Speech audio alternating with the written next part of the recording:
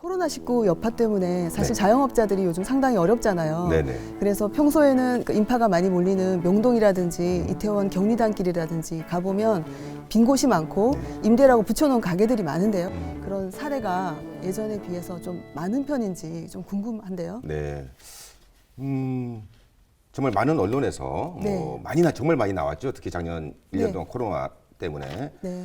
실질적으로 많은 상가들이 공실도 많이 되고 네. 자영업 하시는 분들이 특히 중소상인 분들이 네. 정말 많은 어려움을 겪고 있는데 지금도 아직도 겪고 있는데 네. 그럼에도 불구하고 그 상가 투자를 하려고 하는 사람 네. 분명히 공실이 많이 생겼음에도 불구하고 상가 투자를 하려고 하는 사람들은 오히려 제 입장, 제 기준으로 이제 판단을 드리면 네. 2019년, 18년에 비해서 늘어났습니다. 늘었어요. 예. 네. 그러니까 그 이유가 사실은 있거든요. 이유가. 물론 언론 기사에서 공실이 많이 생기고 장사가 네. 안 되고 영업이 안 되고 어쩌고저쩌고 하는데 네. 왜 상가 투자를 하려고 하는 사람은 저는 이제 늘었다고 얘기를 하는데 네네. 이유가 있을 거 아닙니까? 이유가 있을 것 같습니다. 예. 네. 궁금하지 않나요?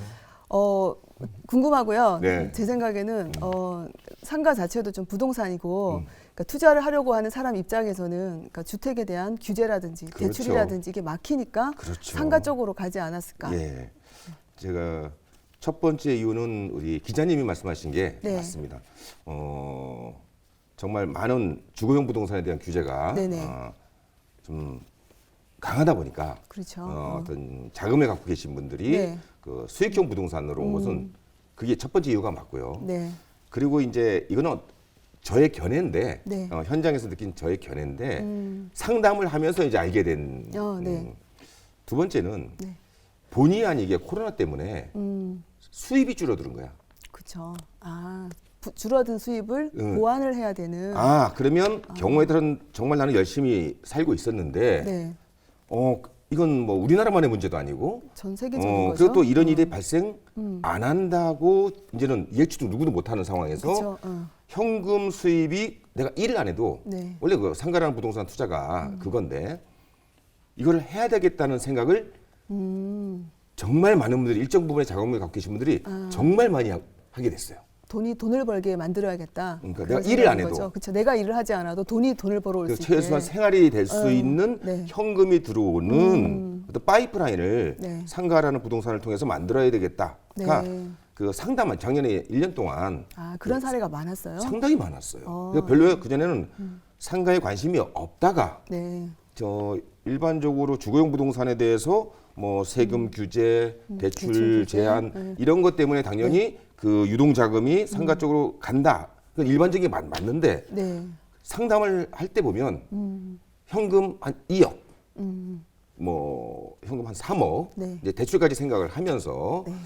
그런 분들이 뭐 대기업에 다니시고 IT 쪽에 계신 분들은 사실 거의 타격을 안 받았어요. 네. 그런데 그냥 중소기업에 다니시고 그런데 그래도 열심히 벌어서 2억, 3억 갖고 계신 분들이 현금이 들어오는 파이프라인을 만들어야겠다는 생각으로 수익형 부동산 상가에 주목을 하는 거네요. 예를 들어 오피스텔을 하려고 그러니까 네. 오피스텔도 역시 네.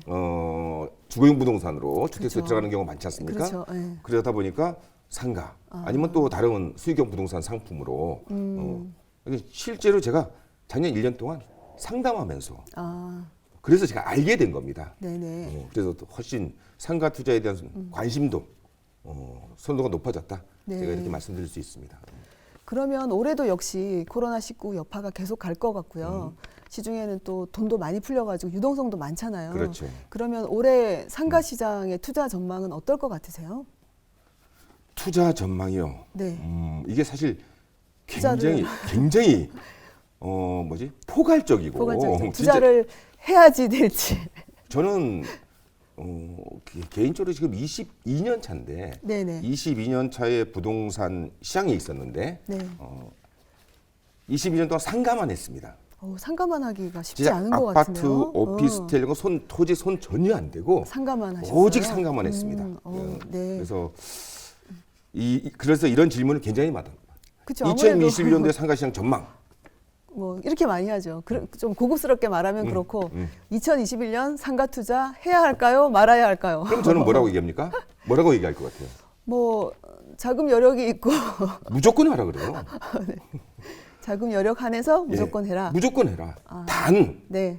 뭐 모든 우리 내용에는 단서가 붙지 않습니까? 그렇죠. 예. 단 이러이러한 것은 조심하고 이러이러한 것을 해라.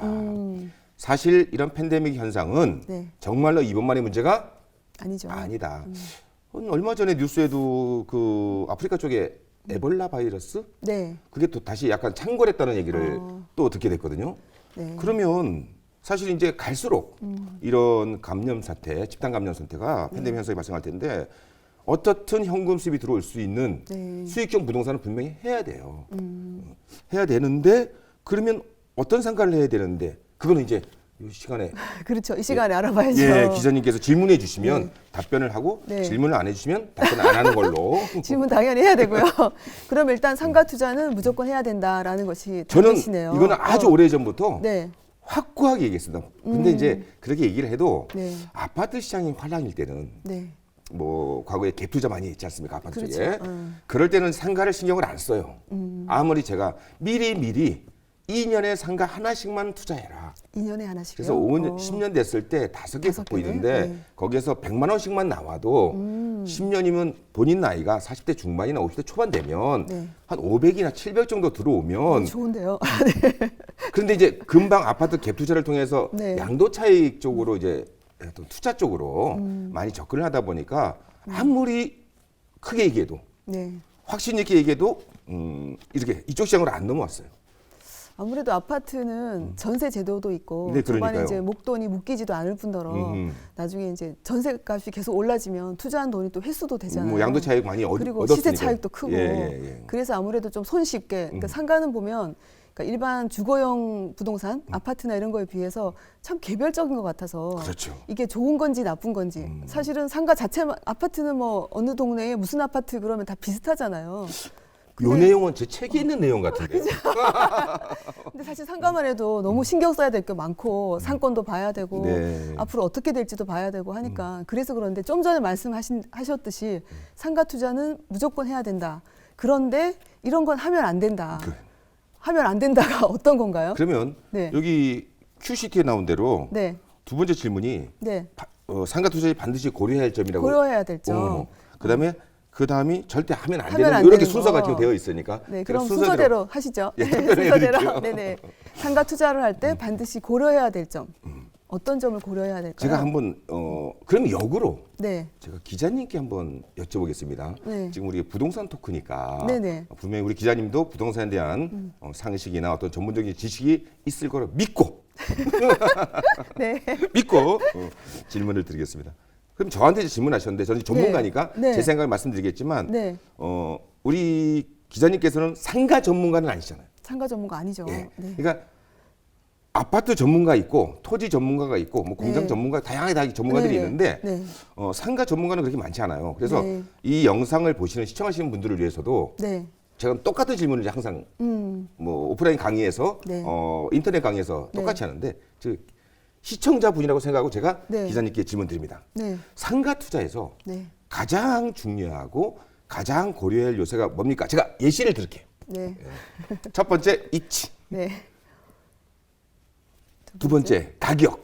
뭐 네. 종류는 이제 굉장히 많이 있는데 네네. 세 번째 업종, 네. 네 번째 상권. 네. 지금 머리에 떠오르는 게 있을 거예요. 네. 그만 갈까? 다섯 번째 유동인구. 이 다섯 네. 가지만 하죠. 한 10가지 정도 있는데 네. 혹시 기억? 뭐 대충 기억이 나요. 번호는 기억이 안 나는데 입지, 가격, 상권, 상권, 유동인구, 그다음에 또 하나가 뭐였죠? 저도 지금 생각이 안 나거든요. 네. 중요하지 않은 걸로 기억이 안 중요하지 나는 않은 걸로. 걸로. 봐서. 네. 네 가지. 네. 그냥 직관적으로 어, 한번 말씀해 주시면. 보통 부동산이라고 하면 입지가 제일 중요하다고 하는데 맞습니다. 상가는 상권이 중요할 것 같습니다. 책을 미리 본 게 문제야 이게. 상권이 중요할 것 같습니다.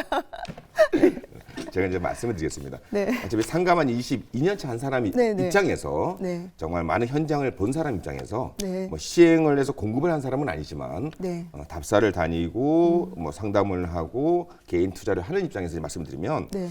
사실은 부동산에서 가장 중요한 것은 입지라고 그렇죠. 정말로 다 알고 있고 이 영상을 보시는 분들도 당연히 그렇게 네. 알고 있을 걸로 믿습니다. 그래서 뭐 그 격언 같은 거 있죠. 네.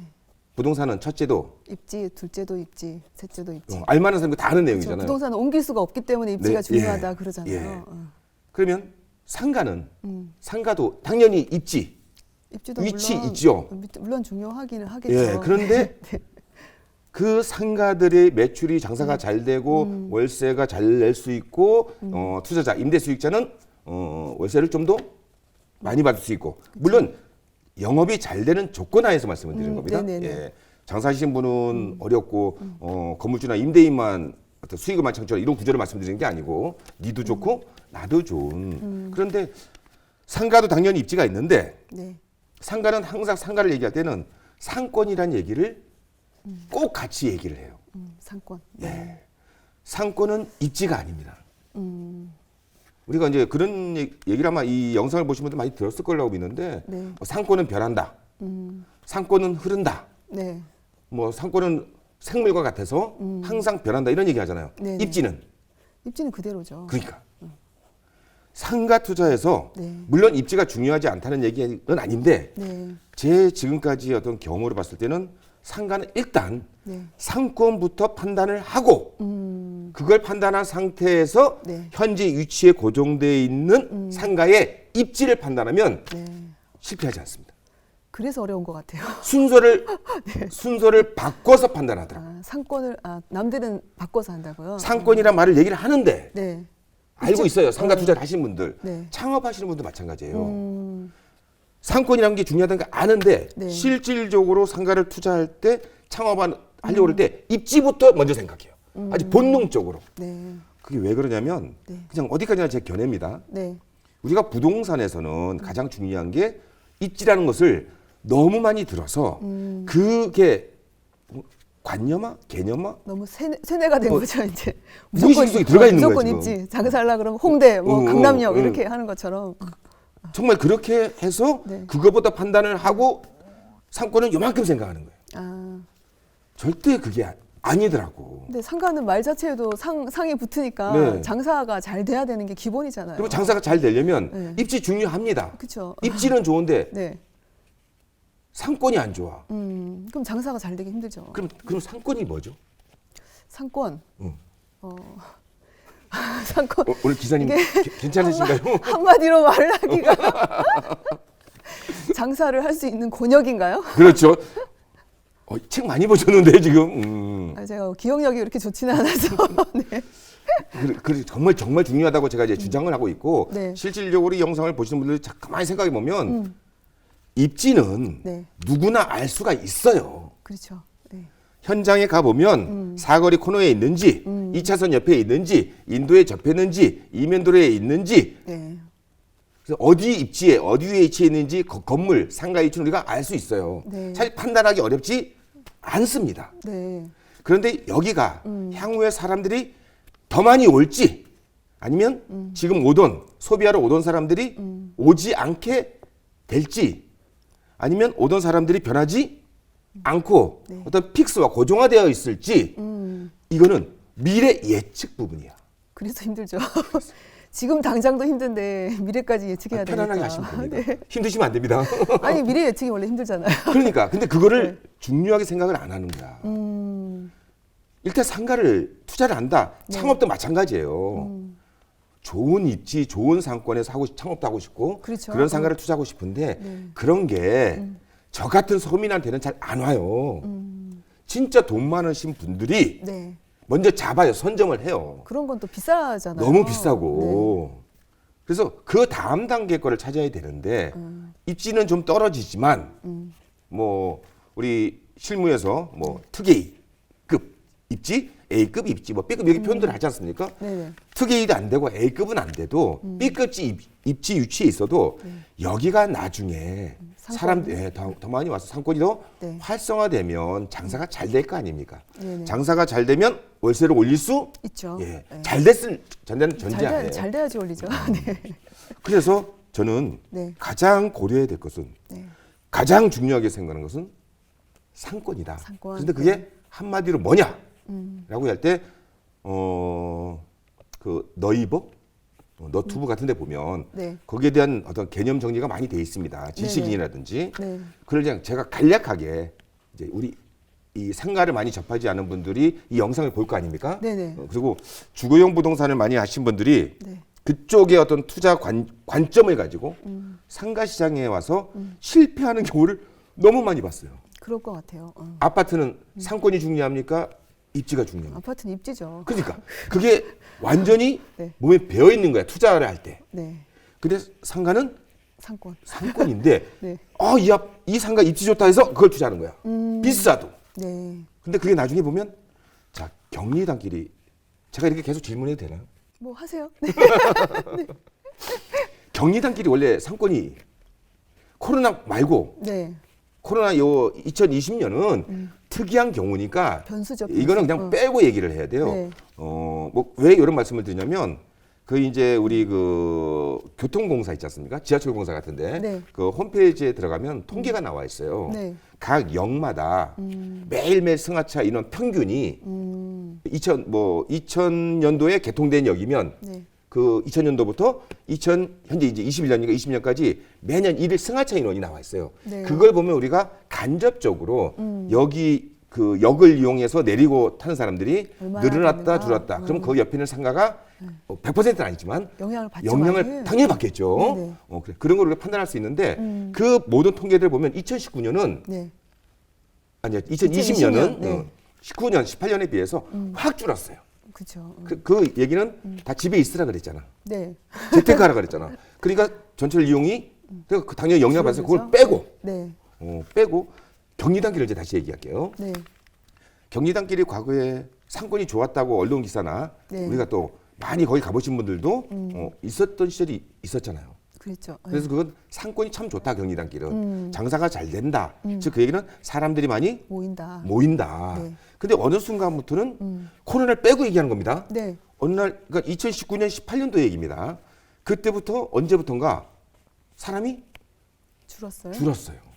코로나 때문에 주는 건 말고 이거는 결정적인 타격이 갔고 이미 네. 2017, 16, 한 17, 18년도부터 경리단길이 예전 같지 않네 이런 기사가 조금씩 나오고 뭐 상가 유튜브 하시는 분들도 네. 현장 가서 사진 찍어서 영상 찍어서 그냥 단편적으로 공실 상가를 찍어서 올리는 게 아니고 네. 전체 그 라인이 있지 않습니까? 경리단길 네, 라인을 네, 네. 그거를 찍어서 이렇게 올리면 정말로 1층 상가임에도 불구하고 공실들이 중간중간 그게 2015년도, 14년도, 뭐 16년도에는 꽉 차 있고 사람들 네. 많았던 곳인데 그렇죠. 그러면 네. 그 경리단길이 정말 상권이 좋았던 어떤 하나의 지역이었는데 입지는 변하지 않죠. 않았는데 건물 입지는 그대로인데 네. 왜 공실이 됐을까? 코로나를 빼고 얘기할 때도 그거는 소비자가 안 가니까 그런 거예요. 예. 그럼 소비자가 안 갔다는 것을 우리가 뭐라고 표현할까? 상권의 쇠락이라고 표현합니다. 그래서 상권은 이제 한마디로 말씀드리면 소비자의 범위 이렇게 생각하시면 돼요. 여기가 상권이 좋아졌다. 그러면 소비자의 범위가 늘어났다. 여기가 상권이 안 좋아졌다. 소비자의 범위가 줄었다. 네. 여기는 5년 전이나 지금이나 변함없네. 네. 그러면 상권이 항아리 상권처럼 고정되어 있다. 이렇게 이 영상을 보시는 분들이 네. 이해를 하시면 네. 저는 편하지 않을까. 이해하기가 딱 좋네요. 소비자의 범위. 네. 저도 그렇게 네. 제가 오프라인에서 강의를 많이 하는데 네. 그렇게 전달을 합니다. 쉽게 가자. 뭐 우리 그 백과사전이나 지식인 같은 데 보면 뭐 어쩌저쩌저 이렇게 쓰여 있는데 네. 복잡하게 다- 쓰여있죠. 그 학문 공부하는 거 아니니까. 네. 그런데 그거예요. 그러면 상권이 활성화됐다. 소비자의 범위가 늘어났다. 그러면 늘어난 이유가 있죠. 있을 거 아닙니까? 그거를 이제 찾아내면 예측을 조금 할 수 있으면서 네. 투자를 할 수 있죠. 있답니다. 네. 그런데 그게 사실 저 말고도 부동산 전문가가 되게 많은데 네. 정말 많지 않습니까? 예측 위험하죠. 굉장히 위험한 내용인데 네. 저는 사실은 저도 유튜브를 찍는 사람인데 네. 저는 자신 있게 예측합니다. 건방이라고 혹시 이 영상 보신 분들이 저 참 건방지다라고 생각할 수도 있지만 아니 22년간 상가만 상가만 하셨으니까 가능할 것 같은데요. 예. 장사를 어떤 업종이 몇 개를 선택해서 장사를 20년 하는 사람도 있지만 네. 그분은 그 영업, 그 업종에 대해서는 완전 프로예요. 그러나 그 전체 다른 지역이고 어디고 이렇게 전체를 분석하지는 않으신 분일 거 아닙니까? 그렇죠. 그리고 우리 부동산 전문가 중에서 그 아파트를 위주로 차트 분석을 하고 통계 분석을 하신 분들 굉장히 많지 않습니까? 네. 그분들은 저처럼 22년간 상가만 한 사람은 그분들을 비하는 말은 아닙니다. 예. 그래서 저는 상당히 많이 이러이러한 요인 때문에 여기는 소비자의 판매가 늘어난다. 상권이 좋아진다. 그래서 투자하세요. 라고 확신 있게 얘기해요. 그리고 또 어떤 경우에는 여기는 지금 좋아 보이는데 이러이러한 요인 때문에 여기는 격리 단계처럼 네. 어디처럼 쇠락하게 된다. 갖고 있으면 처분하세요. 아니면 교수님 이거 사도 되겠습니까? 어디서 물건을 받아 갖고 왔고 네. 그런 이제 상담을 할 때 이러이러하니까 사지 마세요. 그래서 제가 그 얘기를 할 때 그분도 충분히 이해가 네. 논리적으로 되게 다른 곳 사례들을 여러 개를 들어가면서 설명을 이제 많이 해드립니다. 그래서 지금 이제 질문 우리 기자님 해주신 게 상가 투자할 때 반드시 상권. 상권입니다. 상권 첫 번째 상권. 그리고 상권은 소비자의 몸이다. 범위. 네. 그리고 이 상권이라는 것은 미래 예측 부분이다. OBS